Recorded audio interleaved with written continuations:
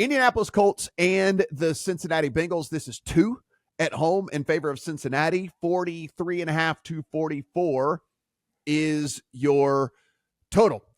Adam, this was one of those games where everybody was freaking out about the weather. And, again, guys, this is one thing I will say about weather in general. I'm not saying ignore weather.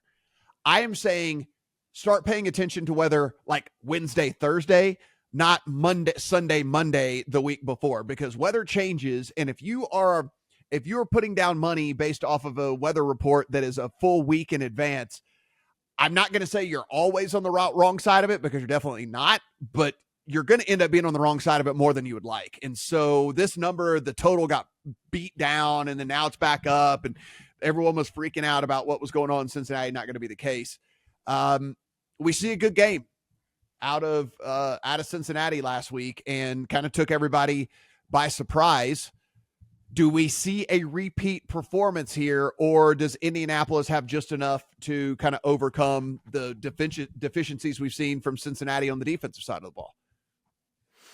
I'll start here. I think I'm sorry. Did you toss to Adam? I thought you tossed. I'm sorry.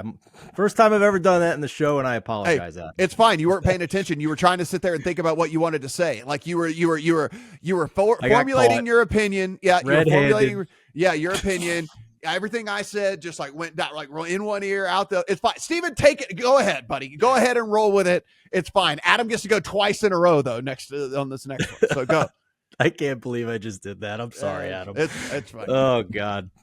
Great holiday spirit I have. All right. Over 43 here was my bet. I got it before it started moving back up even further.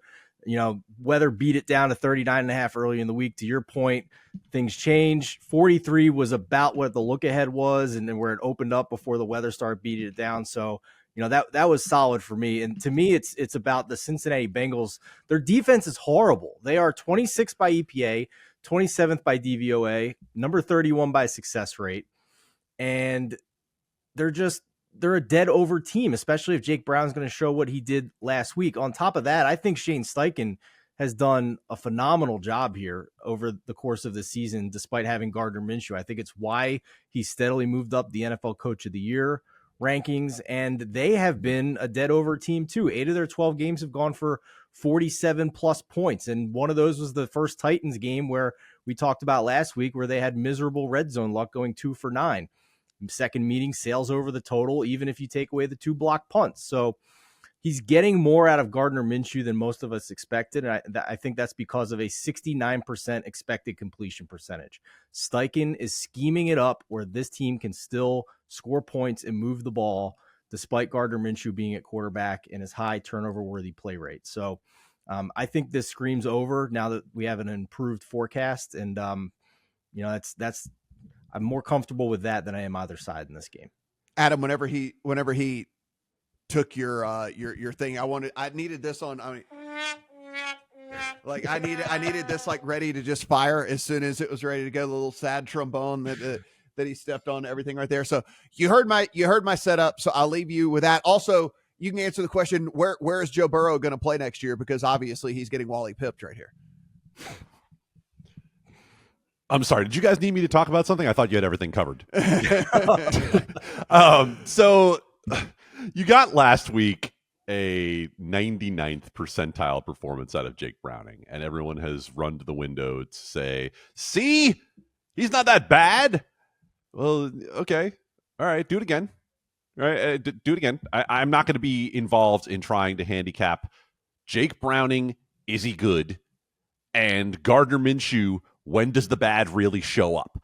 Because as Steven mentioned, he is not only a turnover-worthy play machine, he is a turnover-worthy play machine at a rate that only Mac Jones and Sam Howell have been able to match thus far this year.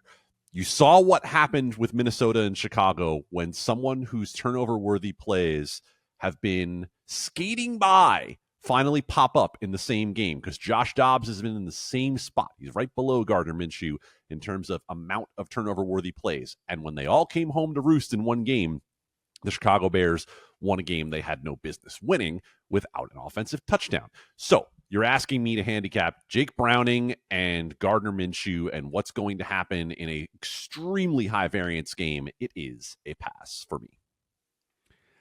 I think one thing here, Stephen, that does lend towards the over, like you said, is just there are bad defenses at play here, and there are also explosive play guys on both sides of the ball. So it's kind of like Browning doesn't even have to be efficient. We saw this last week with Jamar Chase, where it's like, you don't even have to, although, listen, don't make him, Browning was efficient. I'm saying, but he doesn't have to be efficient when you have a dude that can like get behind a defense by 3 yards and then take it 70 yards. I mean, like it's one of those things where there are offensive players on both sides of the ball, Downs and Pittman on the other side of the ball as well, in which you can have like a 58% passing day and this still get over the 43 and a half that is available out there, because my guess would be we have at least one explosive play touchdown that goes like for 40 plus yards in this game. Like that just seems to be the nature of both of these teams.